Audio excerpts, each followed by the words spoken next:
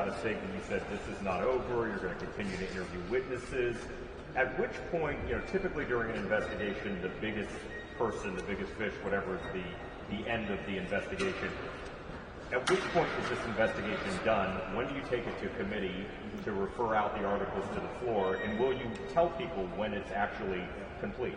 Well, obviously, we've had a lot of interviews and depositions over the last 6 weeks.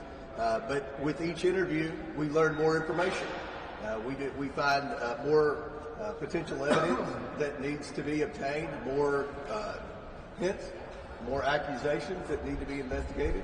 So as long as we keep getting new information in, we're going to continue to pursue. I'm ready to try to begin to close this investigation.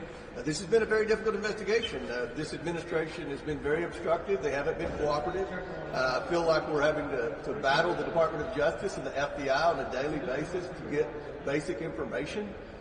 Many of our witnesses that we brought in would be what I would consider hostile witnesses. But at the end of the day, I think with every interview, we've learned new information. And the basis of what we've learned is that the Bidens didn't have a legitimate business. Their business was selling access to Joe Biden, the brand.